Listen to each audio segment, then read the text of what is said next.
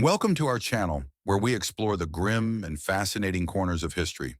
Today, we dive deep into the dark art of pain, a subject that continues to both fascinate and horrify modern audiences. In medieval times, torture wasn't merely a tool for justice.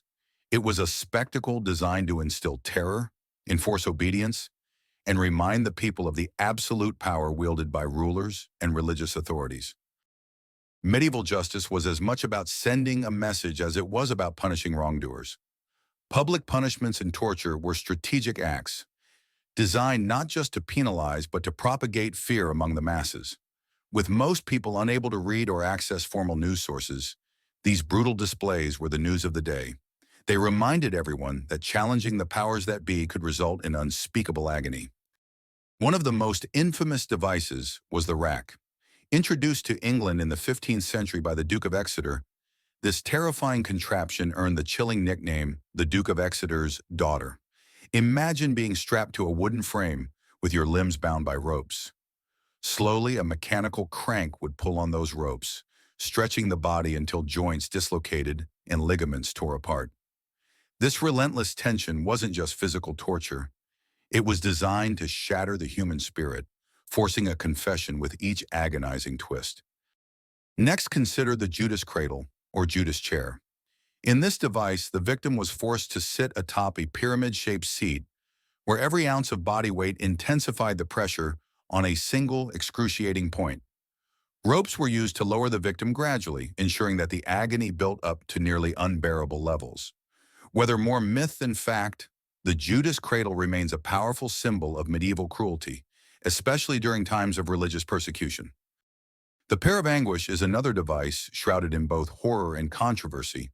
Resembling a pear with multiple petal-like leaves, this handheld instrument was allegedly inserted into a victim's orifice. With every twist of a screw, the leaves would unfurl, spreading and causing severe internal damage. Although some modern historians question whether it was truly a medieval invention or a product of later times, its gruesome design has cemented its place as an enduring symbol of torture. The brazen bull, though originally conceived in ancient Greece, left a legacy that extended into medieval times. This device was essentially a hollow metal bull in which a condemned person was placed. As fires roared beneath, the bull heated up, roasting its occupant alive. Ingeniously, the design included internal pipes that transformed the victim's screams into sounds eerily reminiscent of a bellowing bull. This melding of physical and auditory torture created an unforgettable and horrifying spectacle. Not all medieval torture devices were intricate contraptions. Sometimes nature itself was enlisted to deliver punishment.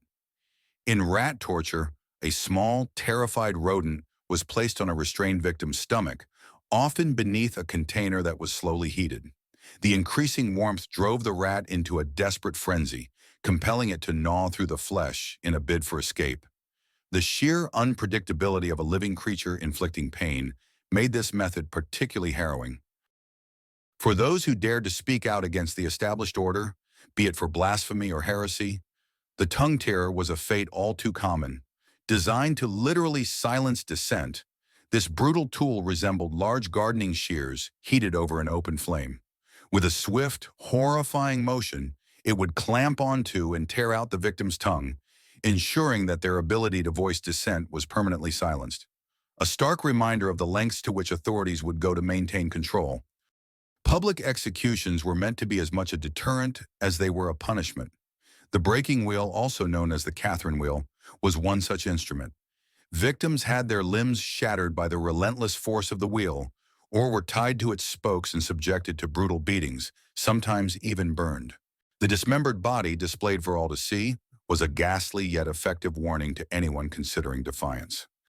For extracting confessions or punishing what were considered minor offenses, the thumbscrew was employed.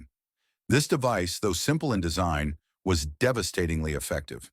A victim's thumb, or sometimes other digits, was placed between two metal bars, and as the screw tightened, bones were crushed and nerves were destroyed. In some variations, additional spikes were added to intensify the suffering. The thumbscrew served not only as physical torture, but also as a method to break the will of the individual. No discussion of medieval torture would be complete without mentioning two of its most legendary devices, the Iron Maiden and the Heretic's Fork. The Iron Maiden, a cabinet lined with inward-pointing spikes, is perhaps the most famous symbol of medieval cruelty, even though its actual historical use remains a matter of debate. In a similar vein, the Heretic's Fork, a double-ended fork strapped to the victim's body, was designed so that even the slightest movement would drive its prongs into the flesh.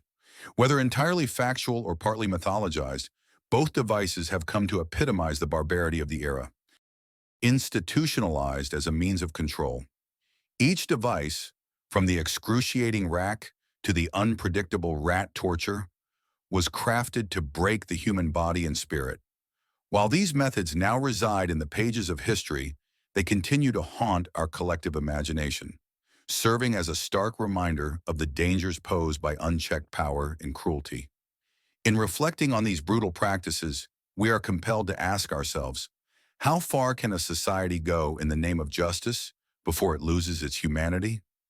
These stories, as horrifying as they are, offer lessons about the balance between justice and cruelty, lessons that remain relevant even today. Thank you for joining us on this journey into one of history's darkest chapters.